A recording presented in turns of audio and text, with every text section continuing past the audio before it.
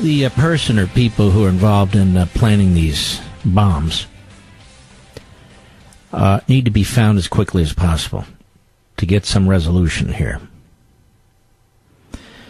Because the speculation is already beginning. It's like after a mass shooting, it just can't stop. And the speculation is being promoted in the media and by politicians, and that's who always promotes the speculation. It's a deadly serious matter. I underline the word deadly. Deadly. We've talked about the rise in violence in this country and our concern about it, about Antifa and Black Lives Matter, and about attacking public officials in restaurants. And we've said over and over somebody's going to get hurt. Now, we have no idea who's behind this. We have no idea of the quote-unquote political affiliation of the people behind it. We know all of those targeted are Democrats and CNN. That we know. But why comment beyond that? Because we don't know anything else. And yet, that's what's taking place now. And there's something really grotesque about the media in this country going on and on today about the heated rhetoric, the hateful rhetoric. Do the media in this country understand that they are leading the charge on the heated and hateful rhetoric? Do you know, yesterday alone, Donald Trump, I counted four times, was compared to Adolf Hitler on MSNBC and CNN. 6 times he was called a racist.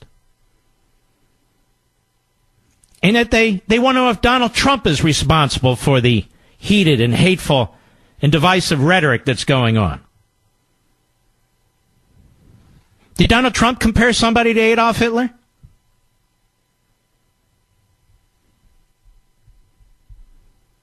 And he's called a racist all the time. So the media do not hold the high moral ground. The media do not hold the high moral ground in lecturing the people of the United States about the rhetoric. Schumer and Pelosi put out a joint statement today. They don't hold the high moral ground on this. I hate to get into this, but it's going on all around us. What am I supposed to do? Ignore it? Now, this is a very, very serious matter. And we need to know as soon as possible who or whom is responsible for this. That's what we need to know. But we don't need lectures from the media. As soon as this story began to break, and more of these packages were uncovered,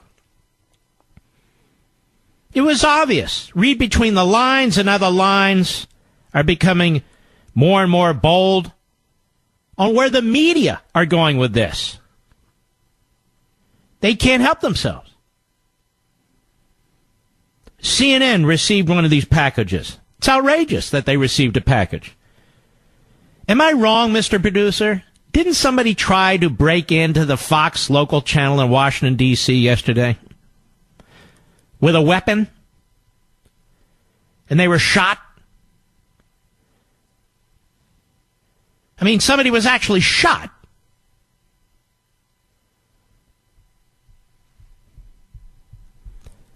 I get death threats.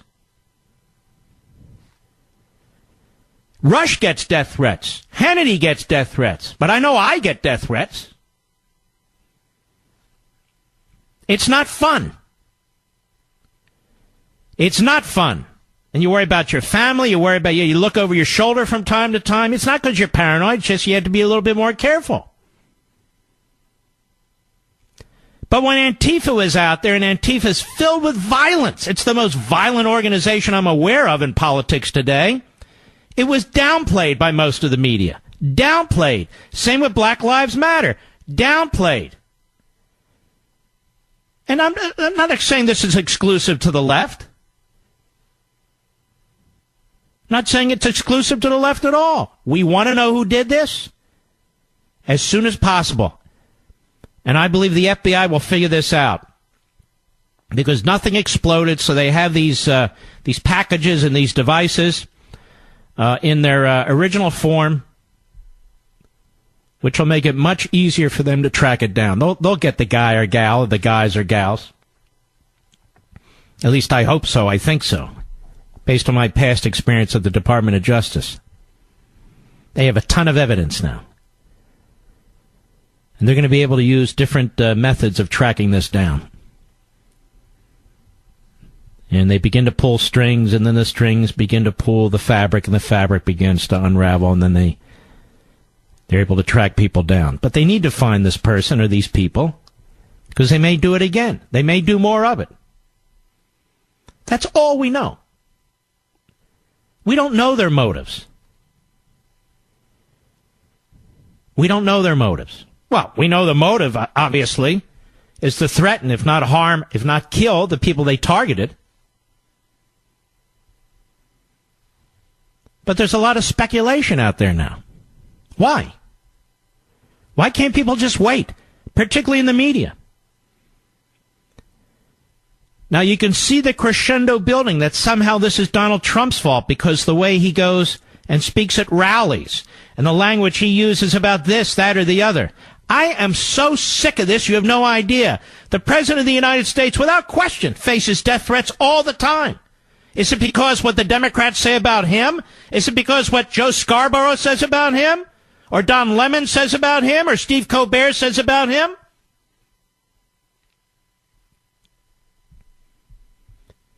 The other day, the president said at a rally, he's in a rally, I think it was Houston, and he says he's a nationalist. Well, I'm not a nationalist, but not for the reasons the Democrats and the left say.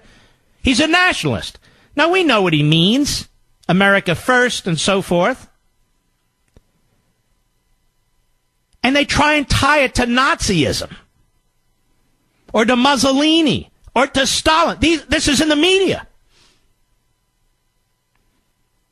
National Socialist Party. Notice when people proclaim that they're socialists, they don't try to tie them to the Nazis. It is nationalist socialist, right? They didn't say that about Bernie Sanders. Hey, he's using Nazi language. He's using Stalinist language. No, of course not. Most of the media in this country, they've revealed themselves.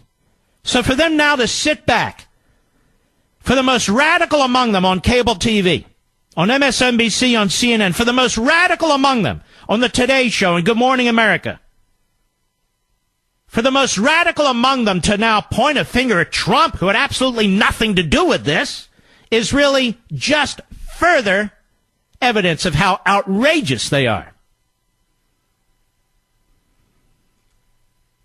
The person or people who are responsible for this are responsible for this. Are responsible for this. Do you think the media in this country over the last 2 years have been responsible? Do you think the media in this country over the last 2 years have been measured? Do you think the media in this country, many in the media in this country, have crossed the line with their references to Hitler and Stalin and racism and all the rest of it? Do you think Joe Scarborough has crossed the line, or Mika Brzezinski, or Don Lemon, or Chris Cuomo, and the list goes on and on? Do you think they've crossed the line with their heated rhetoric, with their poison language? And now, they're going to tell you, shh, calm down, stop the rhetoric. The heated attacks, we must bring it down. It's too much. Having stoked the flames, now they're the firefighters. And same with Pelosi, the things that she has said. And same with Schumer, the things that he has said. And the things that they did to a guy like Kavanaugh. To a guy like Kavanaugh. To create the tensions in this society. And the anger in this society. Do they have any responsibility for it? Well, if Donald Trump does, surely they do. I'll be right back. You know, one of my best friends, not just in radio, but period, is Dan Bongino. He was a big help the last few weeks, too. He's got a beautiful book out there, a terrific book, Spygate, The Attempted Sabotage of Donald J. Trump. I cannot recommend it strongly enough, and we will link to it. And I was not on the air when it was released, so we'll bring Dan back to talk about it. But Dan, former Secret Service, former NYPD, nobody better to talk about this than anybody else. You've been watching the coverage. What do you make of this? Well, Mark, it seems like a very amateurish operation. I mean, just look at some of the hallmarks of these devices that were sent. I mean, number one is the obvious one, Mark.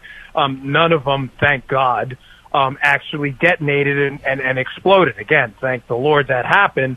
But certainly not the hallmarks of someone with experience in this space. But other things as well, Mark, which seem to indicate one of only two possible options. It was either a really amateurish operation or someone seemingly wanted to get caught. Outside of them not detonating, also, when you look at the photographs we've seen of the devices, Mark, you see just hallmarks of just a rookie-type behavior, like excessive postage, which is it's all over the front of it. You see the pronounced type on the label. You know, if you're trying to secrete a device into a mail system to, God forbid, detonate in front of a mail handler or the target, you don't use type that's going to draw attention to the package. You see the one other thing, Mark. They had one of the packages was addressed to John Brennan at CNN. Well, I mean, John Brennan doesn't work at CNN. That's quite obvious. A basic internet search would have produced that information. He works at NBC, which, I mean, it's really, there's something not right here. It's a very suspicious operation, very amateurish right now. Well, let me ask you this question. Is it possible you have such a devious mind at work that somebody wants it to look so amateurish? Well, it's certainly possible. That's why I said there's only one of two scenarios here. I mean, either somebody wanted to get caught for some reason, or it's so amateurish that it speaks to some kind of motive we haven't yet seen. It's just bizarre. And then the selection of the targets. Of course, there's people there's people all over the media right now who are giving out these, especially if you go on some of these other networks, who are desperate to prescribe a motive to this, who have no idea. But I would encourage all of them to take this very, very slow, because what I've seen, Mark, in my experience in the space, especially with the Secret Service and all of this mail processing system, is people who are serious, who have these savage animal minds, who want to do this kind of stuff. They are very tactically efficient in the way they do it, and none of the hallmarks of tactically efficient planning are in this. This is a highly, highly suspicious operation. I mean, none of them even detonated. Again, thank God, but that certainly doesn't speak to some expertise in this space. If you're an investigator and you're looking at this, I would think you would make no imagined scenarios, that you would just try and get the evidence and follow the evidence and try and figure it out that way, rather than, well, this motive, that motive, and the other motive. You're just getting down to the forensics. Yeah, and that's what guys like you and I do.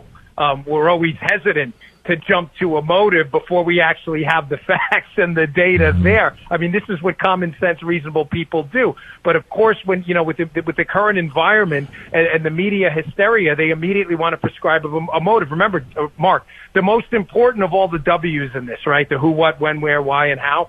The most important thing, obviously, is who did it, who the actual person is. We have zero clues right now, at least publicly, as to who that person is. I suspect, knowing how these investigations go and the availability of the initiator in these devices, which usually leaves a signature, that they're going to get someone relatively quickly.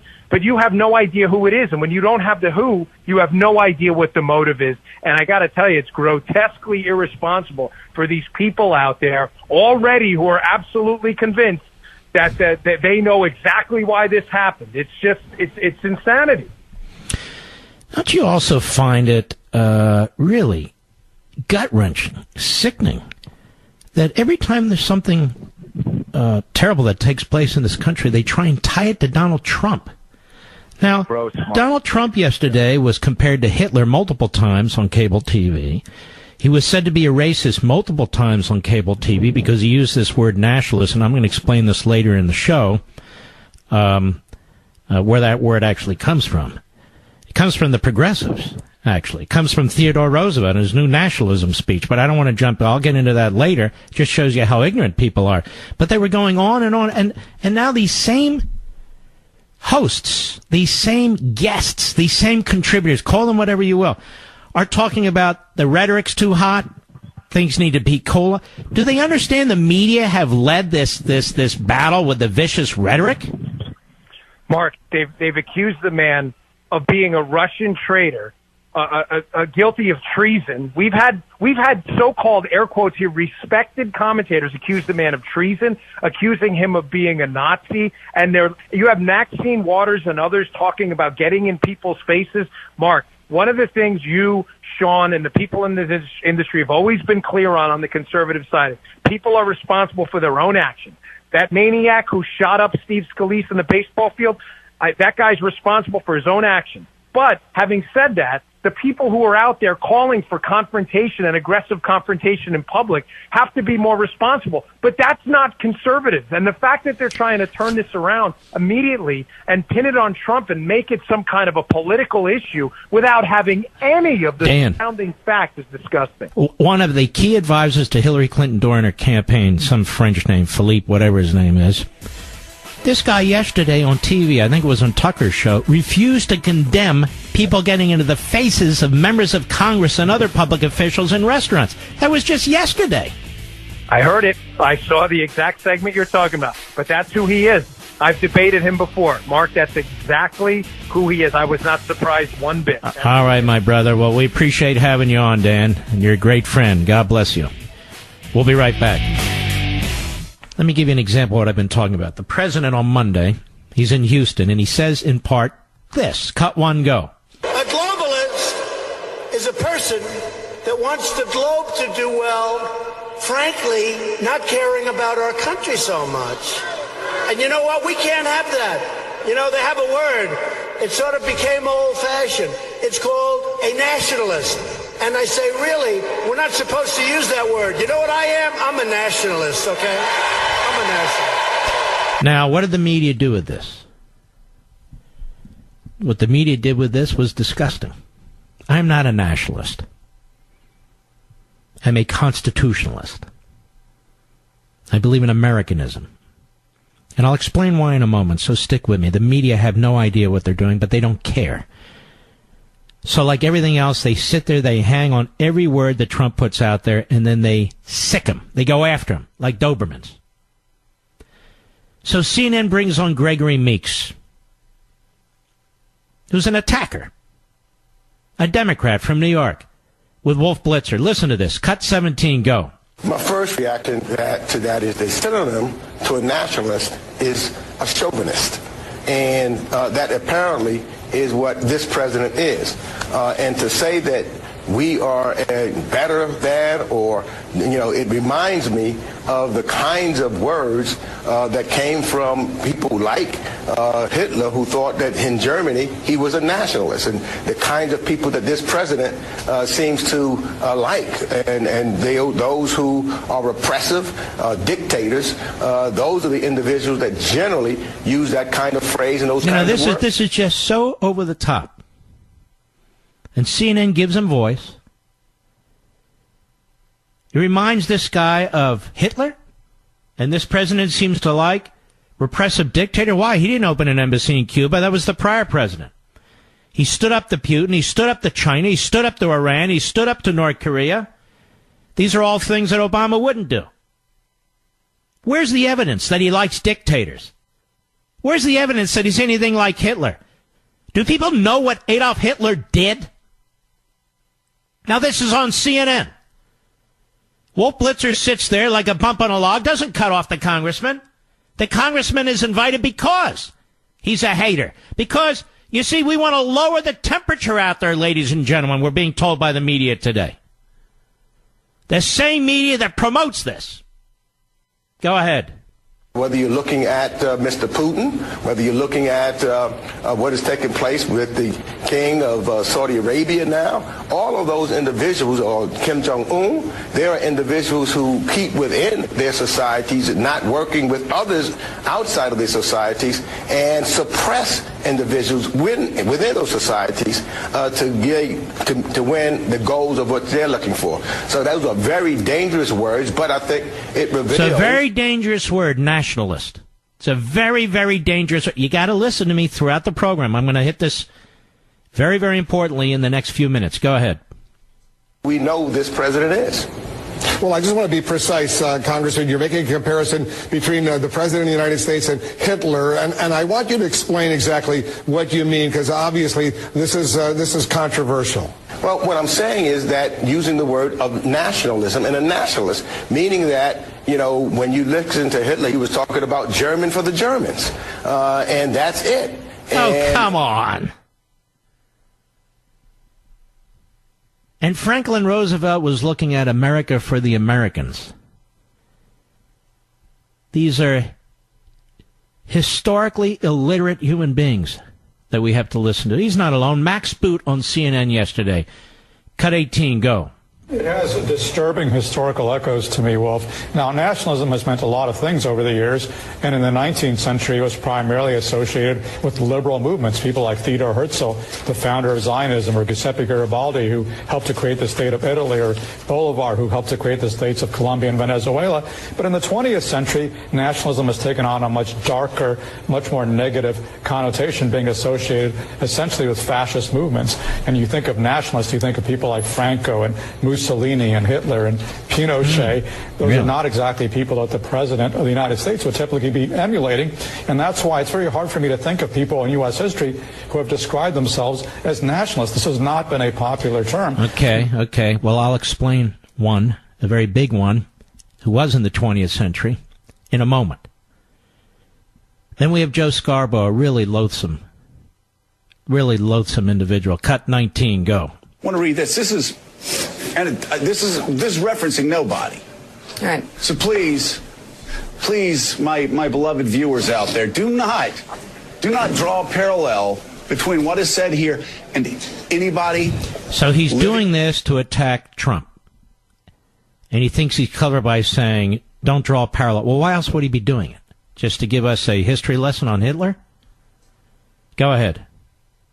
That would hurt me very deeply, and you don't want to hurt me deeply. I don't want to weep on the show. So this doesn't relate to anybody whatsoever. It's just, I was going through reams and reams and volumes. I love World War II, and big Churchill fan. Love what Roosevelt. So I was reading this.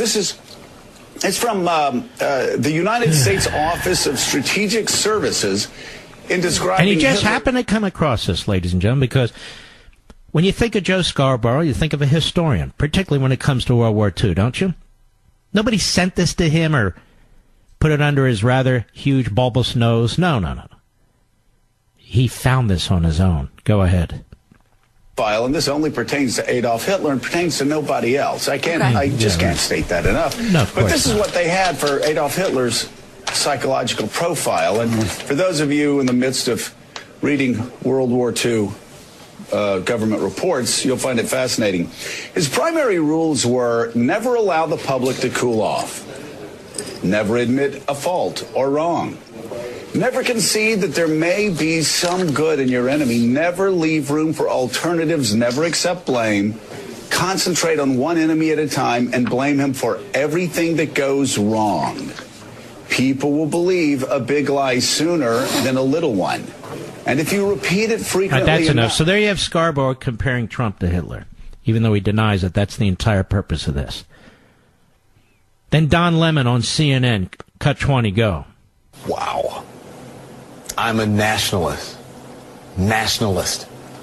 Use that word. We're going to talk about that word tonight. It is a favorite of the alt-right and is loaded with nativist and racial undertones. And globalists have been used as a slur of sorts, sometimes even against those in the administration, often with anti-Semitic overtones. Okay, now keep in mind, these are media figures These are hosts. Some claim to be reporters. And listen to how they talk. Is this cooling down the rhetoric? Is this bringing the country together? Is this news? Is it even news at all? Then there's Peter Alexander, White House correspondent on MSNBC. I'm getting somewhere with this, folks. Please stick with me. I can't do this stuff in quick sound bites. Cut 21, go. And Peter, can I ask you also about his using the word nationalist, saying, out loud, I am a nationalist. How does the president kind of conceive of that term? Because it doesn't in many ways have racial undertones. It has racial undertones? Racial overtones? The word nationalist? Go ahead. Undertones that are not just racial, they're xenophobic. This is something that the president sort of shied away from in the past. Obviously, nationalism was a phrase that Steve Bannon obviously embraced over the course of the campaign, and a lot of the president's opponents tried to pin this. Okay, you get the drift, and there's many others. So yesterday, Trump is compared to Hitler. He's a racist. He's a xenophobe. He's all these things. All these, this is the media, or the media using selectively guests to say these things. They know what they're going to say. The media. And tonight they're out there saying, tone down, politics is divisive, it's too... Now they're reporting. And they're not really reporting. Slowly but surely, they're aiming at Trump. I am not a nationalist, ladies and gentlemen. I'm a constitutionalist. I believe in Americanism, not nationalism. And to correct Max Boot and everybody else you heard speaking, one of the leading progressives of the last century, progressives, he ran as a third-party candidate as the head of the Progressive Party, was Theodore Roosevelt. And on August 31, 1910, those of us who actually do study history, Scarborough, he gave a famous speech. You know what he entitled the speech? The New Nationalism. The New Nationalism. And in this speech, The New Nationalism, Theodore Roosevelt borrowed from a gentleman by the name of Herbert Crowley. If you have my book, Rediscovering Americanism, you know what I'm talking about. In his essay, his famous essay in something called the Outlook magazine, Promise of American Life, this had an enormous influence on Theodore Roosevelt. The progressive movement was really born out of the Republican Party early on. And its great leader would become Theodore Roosevelt. And in his New Nationalism speech, he called it his New Nationalism speech, he spoke about the new nationalism, the object of a central government, the need for a ubiquitous federal government, the need to be interfering in the private sector, a rejection of market capitalism in many respects, a rejection of the I'm telling you the truth. A rejection of the Declaration of Independence as written. A rejection of the separation of powers that confines the ability of the federal government to help people. And it was all the rave on the left, on the progressive left, the new nationalism. So, why do these people in the media compare Trump to Hitler? Why do they call him a racist when he uses the word nationalist? The criticism should be, that's a progressive term. The progressives own that word in the 20th century. But Don Lemon is a moron. Joe Scarborough is a moron. Max Boot is a fake. Gregory Meeks is a moron. Peter Alexander, the White House correspondent, a moron. This is a phrase, a word, that is central to understanding progressivism and the centralization of the American government Their intellectuals wrote about it all the time. So if the president's to be criticized softly, it's to be using a word out of progressivism. But no, the progressives who run the media for the most part, the leftists, they want to compare him to Hitler? Hitler? Hitler who rounded up millions and millions of people and slaughtered them? They use this phrase, and they wonder why people are angry at them, and they wonder why people despise them, and then tonight they tell us we got to cool the rhetoric, we got to unite the country, and then they start slowly but surely moving their hand to point their finger at Trump yet again. Now, ladies and gentlemen, over at the New York Times, thanks to our friends on Twitchy and Ben Domenech of the Federalist, civility. The New York Times now printing fantasies of President Trump being assassinated with help of the Secret Service. For some reason, the New York Times book review asked 5 spy and crime novelists to imagine the next chapter of President Trump's term. So the odds were pretty good that at least one would end in his assassination, right? Well, Zoe Sharp was honored that her piece was included. Honored to be in the New York Times book this week alongside Scott Turow and Joe Finder and Laura and Lipman and Jason Matthews. We were asked to write short fiction on what happens next on the U.S.-Russia scene. She writes in excerpts. When it was time, he went downstairs, took his place in the lobby before the entourage appeared. The hotel staff had been lined up to see their boss, the president, go by. Few of them applauded. Most did not. The president didn't seem to notice. He waved in his desultory fashion. The Secret Service agents clustered around him, ushered him toward the armored limo, idling outside at the curb. The Russian waited until they were a few steps before he drew the gun. He sighted on the center of the president's back and squeezed the trigger. Oh, they're just having fun over there at the New York Times. Come on, ladies and gentlemen, civility. The media is going to tell us about civility, don't you know? I'll be right back. CNN put out a statement today that is really reprehensible. So in the face of these bombs, these packages that have been sent out, Jeff Zucker, president CNN Worldwide, he puts this statement out. There's a total and complete lack of understanding of the White House about the seriousness of their continued attacks on the media. The president, and especially the White House press secretary, should understand their words matter. Thus far, they have shown no comprehension of that. Now, Mr. Zucker, I would say to you that when you watch your shows, are you proud of them? When you watch Don Lemon and Camerata and Chris Cuomo, who you promoted, you must be very proud of them.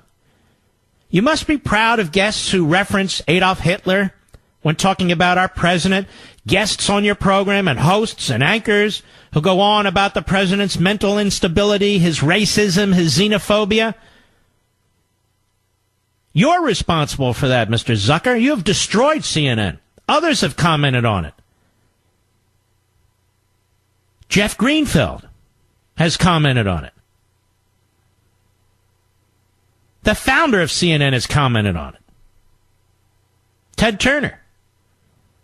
Others have commented on it. The kind of hate and partisan poison that you promote day in and day out. You know, it's one thing to be partisan. It's another when the President of the United States is talked about this way. Maybe you should try first, Mr. Zucker. You should try first. What news do we get from CNN anyway? It's not like the old news networks. It's not like the old newspapers, pamphleteer, nothing. We don't get news from CNN. If we do, it's very, very limited, quite frankly. So immediately, CNN attacks Trump. If they can't help it. I'm surprised they didn't call him Hitler again today. The media have a lot of responsibility for the tone and the intemperate behavior that's taking place. Don Lemon Don Lemon in particular, refused to flatly condemn Antifa. He eventually was somewhat critical of it. A Hillary Clinton stooge, Philippe, whatever the hell his name is, was on Tucker Carlson's show last night on Fox. Encouraged people getting in the faces of members of Congress and others. What's the problem, he said. What's the problem?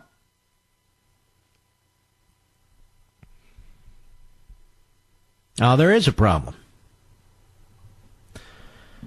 Now, I want to circle back, if I may, if I can find the damn thing. There it is. This big race in Florida for the governorship of Florida. Florida's a key state. Many of you don't live in Florida. Florida's a key state. Texas is a key state. To me, they're the two key states if the Republicans have any hope in the future of re-electing the president and future Republican presidents. They're huge states. The second and third most populous states, and the Democrats are dying to take them over. And they've nominated a Bernie Sanders socialist, a leftist, who has overseen a corrupt administration in Tallahassee, to be the next governor of Florida. He's pushing a $15 minimum wage, which we know what that does. Seattle tried it. It was a big failure. He's insisting that Florida law enforcement must not and will not turn over criminals who've served their terms in state prisons to the federal government to be deported. Instead, he would have them released into your neighborhoods. That's the only alternative. And Jake Tapper did a lousy job of explaining that. He didn't explain it at all. He wants Medicare for all, which means eliminate Medicare, eliminate every private insurance program, eliminate employer private insurance programs, eliminate insurance companies altogether, and the federal government will take over health care. Seriously, folks, really? He insists on expanding Medicaid in Florida to 800 to 850,000 more people. Says we're leaving $6 billion on the table with the feds. What he doesn't tell you is 25 cents out of every dollar spent in Florida goes to Medicaid as it is today. And you're not leaving $6 billion on the table because under Obamacare, the first few years of Medicaid, the subsidies were 100%, but they're not always going to be 100%. They could be 50%, they could be 30%, who knows? But you in Florida will pick up the bill for all of it. The reason you have growth in Florida is because you have people moving to Florida who want to set up businesses or who want to retire there and spend their money there because you don't have a state income tax. That's the main reason. Well, he wants to increase taxes 40% on businesses, and that won't be enough. You watch. He's going to push for a state income tax. We've seen this happen. When Democrats take over these red states, they don't have taxes, income taxes. But here's the thing. The guy's corrupt. You're not allowed to say these things or you're called a racist. Well, you know what? Screw that. Screw that. Records show FBI agents gave Andrew Gillum tickets to Hamilton in 2016. Now, some of you leftists out there, well, what's the big deal? Well, they gave him tickets. Somebody paid for his hotel. And also, there are other issues related to Costa Rica. You've got all kinds of corruption swirling around his administration in Tallahassee, which is why the FBI had undercover FBI agents in his administration.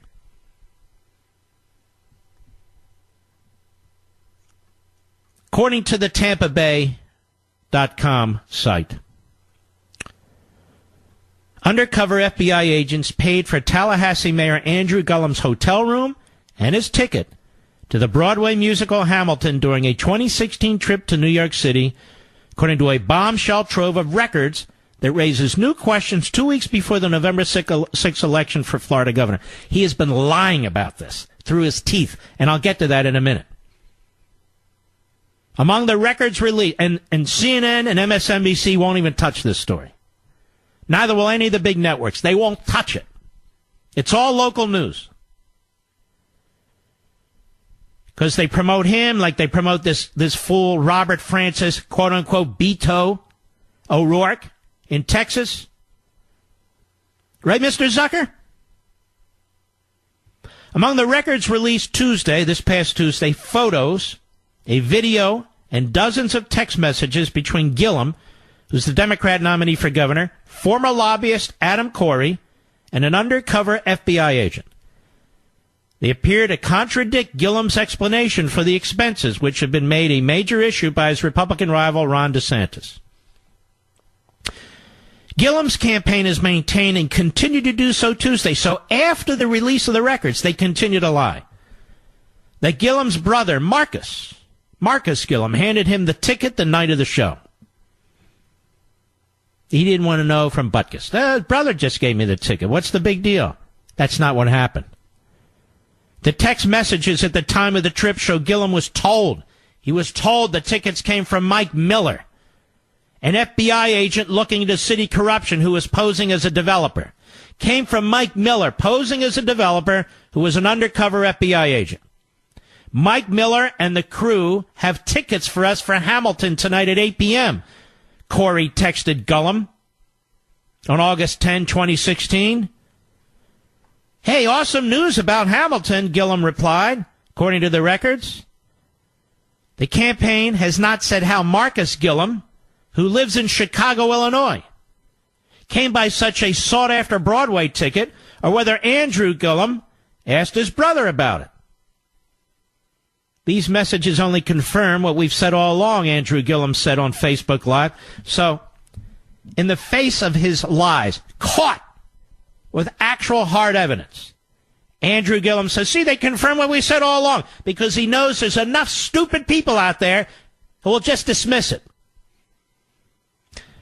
We did go to see Hamilton, he said. I did get my ticket to Hamilton from my brother, and at the time we believed that they were reserved by friends of Adams, Mike Miller. And when I got there after work, got my ticket, we went in there and saw it. Assume my brother paid for it, and so as far as I know, that was the deal. Yeah, no big deal.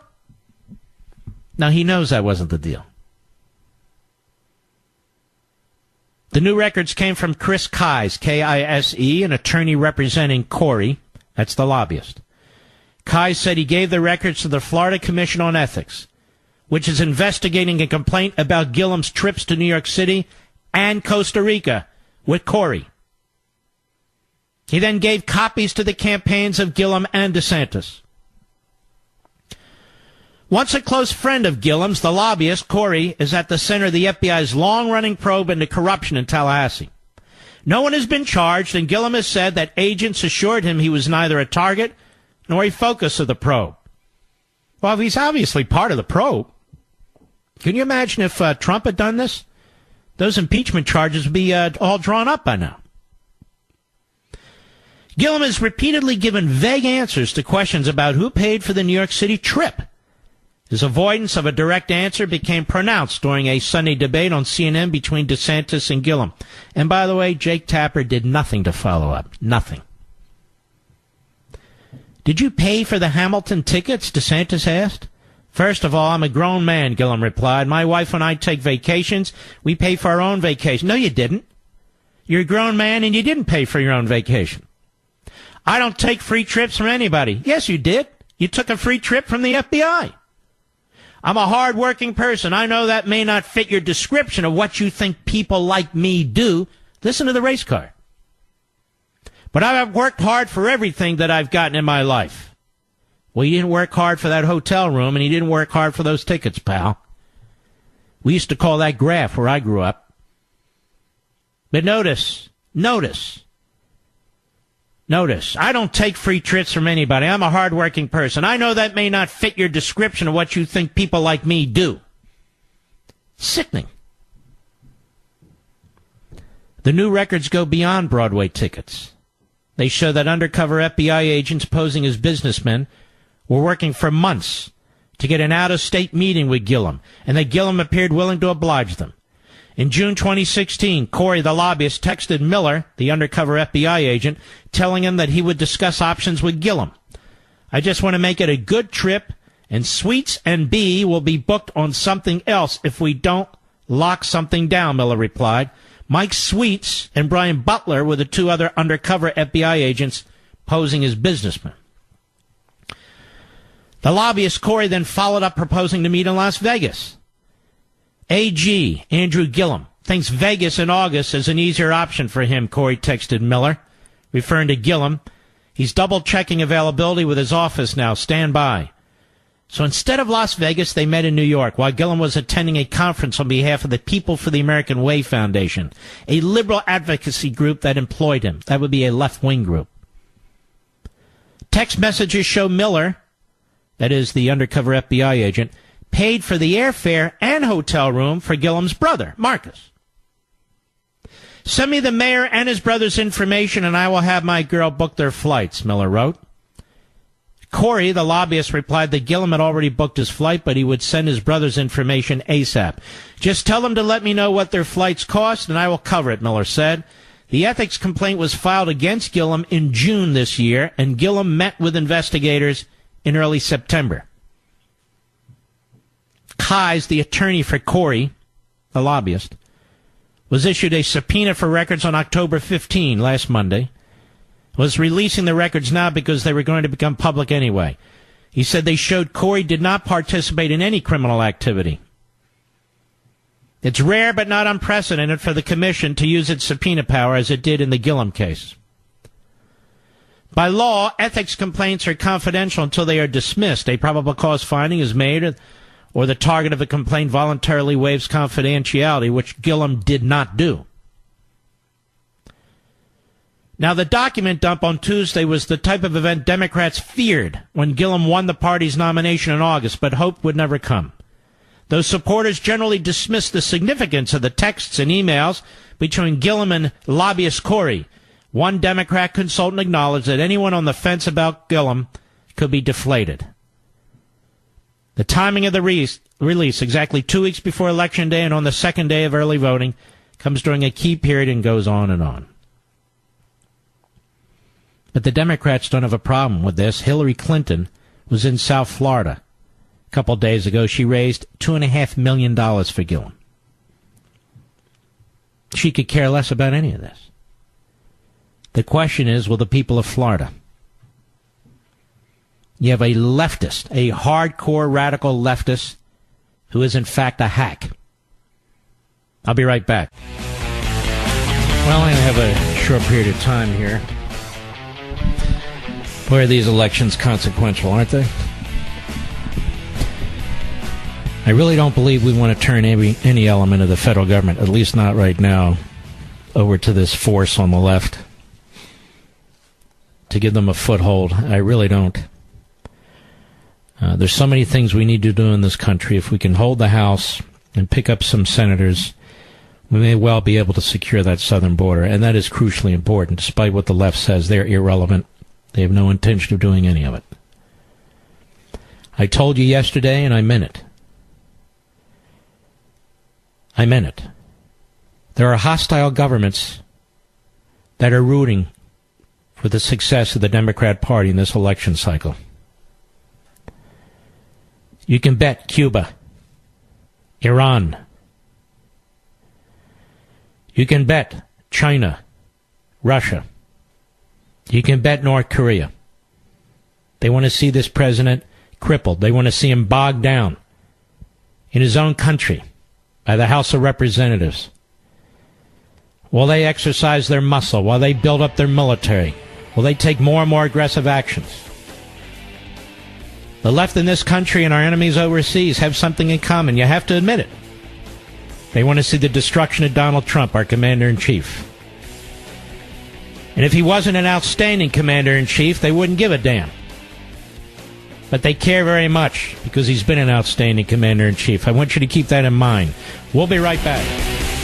What do you think any responsible president would do or would have done with thousands and thousands of illegal aliens heading toward our border? Other than Barack Obama. Other than Barack Obama. What do you think any president would have done? Eisenhower, Truman, Kennedy, Nixon,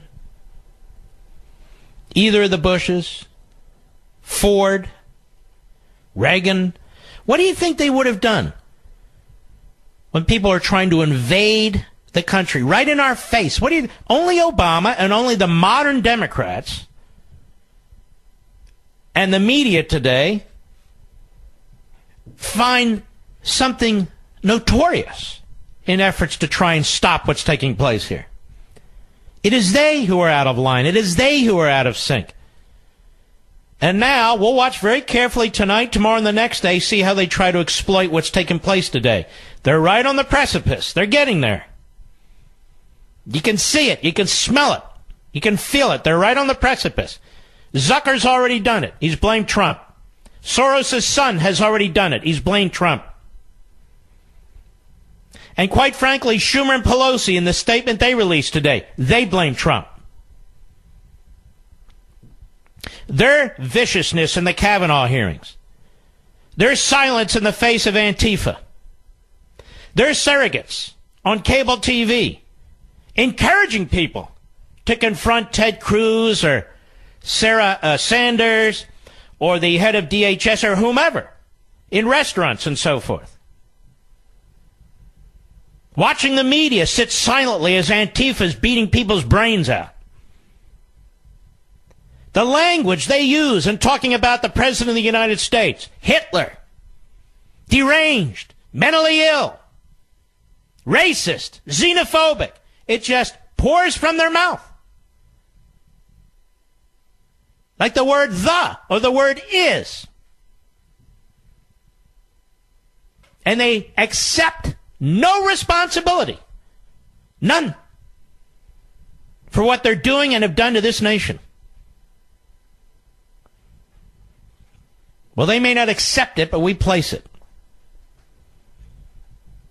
Mr. Zucker, you're at the lead of the caravan on this one. So is Phil What's-His-Face over there at MSNBC. I actually forgot his last name. Darren, Denver, Colorado, the great KVOR. Go. Hey, Mark. Yes, sir. Listen, I just heard a comment in regards to your... Talk right into the mouthpiece. It's very difficult to hear you. Yeah, I had a comment in regards to the CNN earlier and Zucker. So, I used to be... All right, Mr. Call Screener, let's call... I guess that's Darren. Is that who we're talking to? Let's call Darren back. I can't understand him. Let's get a clear line if he's available. Sorry about that, Darren. Let us go to Scott, West Branch, Michigan, on the Mark Levin app. Go right ahead. Hi, Mark.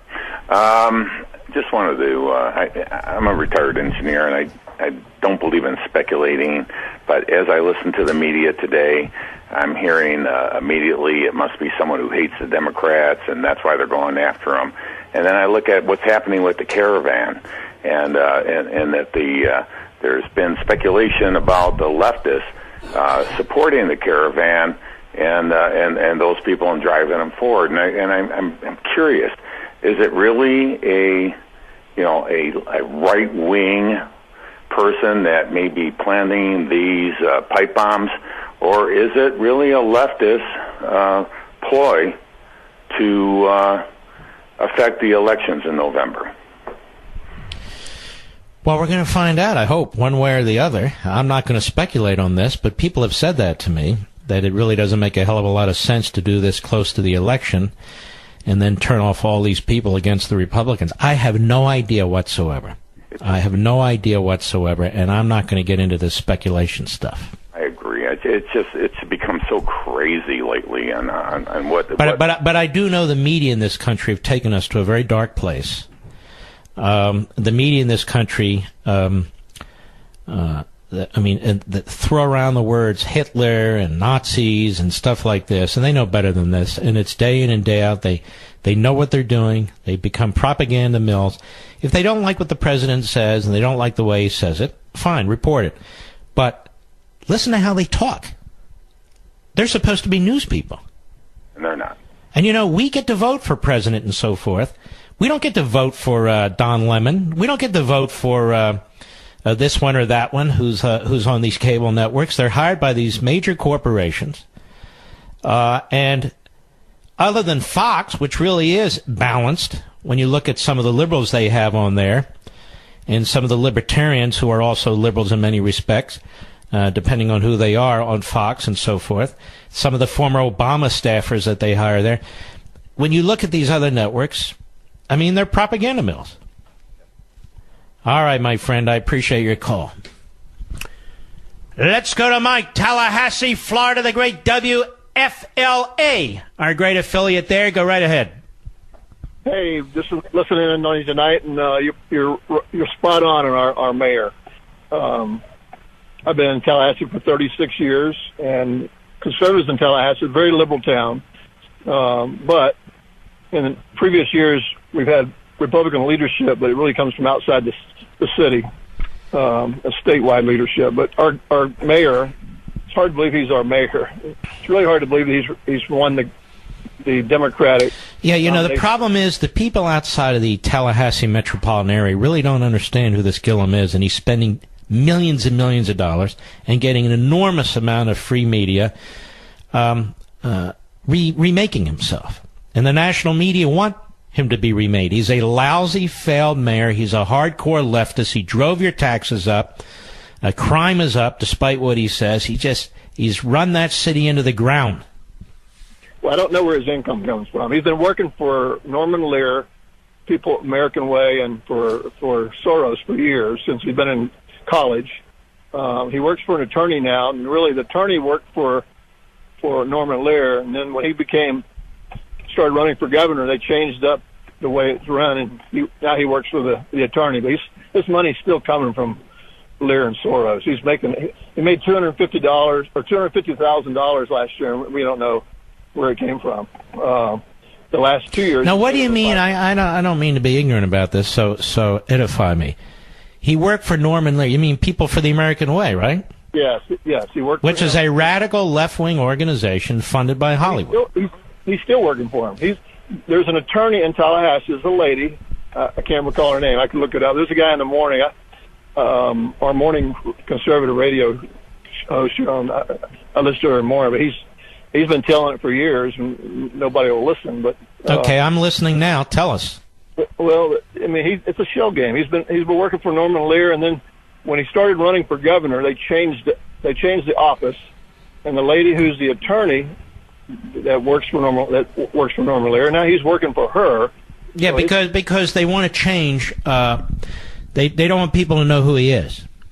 Yeah, it's a shell game. I mean, he puts up these things just like what you pointed out, which we've been talking about for a couple of years now with the corruption and the FBI investigation that's been going on for a while now. So tell me something. Jake Tapper was the moderator of a debate a few days ago. How come he didn't bring any of this up? That's crazy. It should have been. In the summer, his Democratic opponent should have brought it up. Corruption's corruption. But DeSantis, finally someone is exposing him 2 weeks before the election. He needed to be exposed months and months ago. He really doesn't need to be in the office of mayor. He needs to be kicked out of mayor. I mean, his whole staff's been under corruption. I mean, it's crazy. I mean, he's had chief counsels got in trouble for taking tickets from Florida State football games, and it's corruption. All right, my friend. I appreciate your call. Almost like the Keating 5 stuff with tickets and so forth and so on, but again, the media are covering this up, the national media. The local media is starting to get on this and starting to report it, like the Tampa Bay site. But the national media could give a damn. I even look on some of our friendly websites. It's not on there. I'll be right back.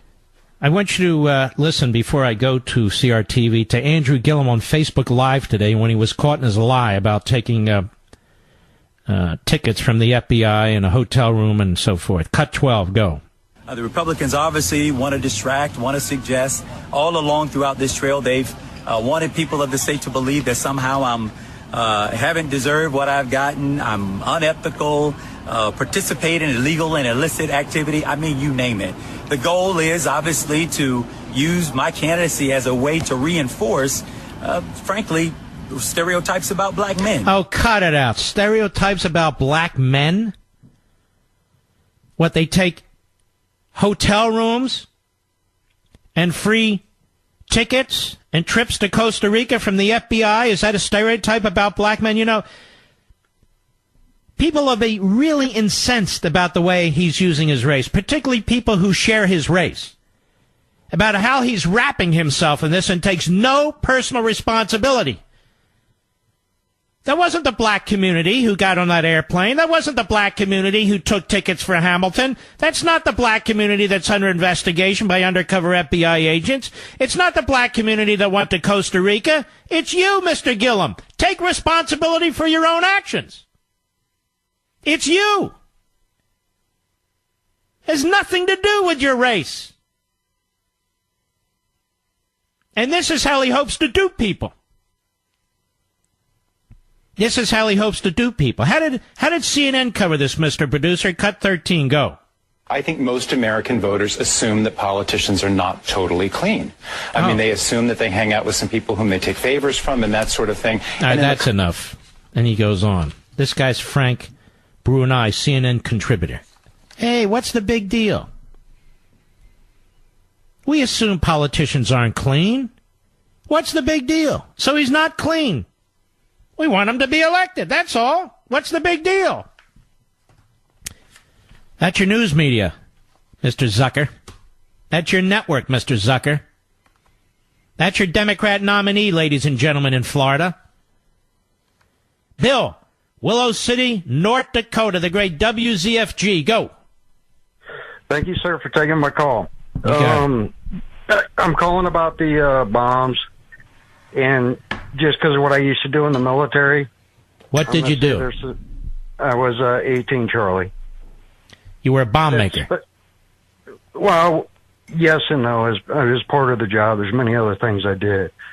But just in the way the packages are wrapped, it takes away from the handling, and it leaves it open for anybody to get hit, not the specific target. And that's why I say there's a faulty. Also, how can pipe bombs go through an X-ray machine and not get picked up? Because all mail goes through a centralized station because of things in the past. I see. So that creates... Well, many of them did get picked up. Well, they did, but some not directly at the post office, from my understanding. But I'm still doing more research. Mm-hmm. Because I just picked this story up because I don't have TV or any of that. I just listen to the radio and different things. Well, I want to thank you for listening to me. All right, my friend, I appreciate your call and your service. Let's go to Frank, Jersey City, New Jersey, the great WABC. Go. Hey, first of all, thanks for taking my call and accept my condolences. You have a great show, and I just hope the people out there realize that this midterm election is probably the most important one we've had in maybe this country's history. This country's at a precipice right now. It can go one way or the other, and if people don't realize that, and every Democrat out there should actually be voting for the Republican Party, because not socialists, but Democrats, because hardworking people have a lot to lose. That being said, Mark, tonight on TV, I was watching a CBS at the gym, and I see along the bottom on the national news and CBS words to the effect of explosive language, making reference, of course, to the president in light of the bombings, these pipe bombs, and then saying that a pipe bomb person sent these bombs to the targets of the president's explosive language, strongly implying that the president is at fault for this. Yeah, it's so horrific what the left has turned into, but the media leads the charge. Thanks for your call. We'll be right back. Let's go to Tom, Atlanta, Georgia, the great WYAY country. Go. Hey, Mark. Thanks for all you do. And, you know, dictators have always got the press and the media controlled and on their side. So when the big media accuses Trump of being a dictator and a Nazi and a Hitler and all this stuff, I don't think it really applies, because he's gone after the big media. And so this is totally oxymoronic or paradoxical or whatever you want to say. Well, no, but this is a very interesting point. Your point would be then Barack Obama would be And his relationship with the media would be more akin to what they accused Trump and his relationship with the media to be. Thank you, sir. And another example of leftist sinister projection. And one more quick point, sir. The word in Latin for left is sinister, which perfectly describes everything about the left. And if we just keep that little tidbit in mind, I think that's a gift from above for us to know that. Then I think all will be well. Well, I'm a little rusty on my Latin, you know. But, I had to go to some medical training, and so I learned left and right and different words like that in Latin. Right hand is mono dexter, and left hand is mono sinister. That's why the nuns used to wail on us when we tried to use our left hand back in the day. All right, my friend. There you go. We learn something every day. Thank you. Let's go to Susan, Beverly Hills, California, 870 The Answer. Go. Hi, Mark. Thank you for taking my call. As I was telling your screener, this has been so obvious to me what the left is doing. They started all the civil war stuff in Libya, then all Arabs, Middle Eastern... Wait a minute, the left in our country started the civil war in Libya? No. Whoever is behind all of these. They took over Europe by Arab Muslims, refugees. If you remember, it wasn't that long ago. And they are doing the same thing with the U.S., with... all right, my friend, I have to go. No offense. I'm not sure where we're headed with this. Anyway, I'll be right back.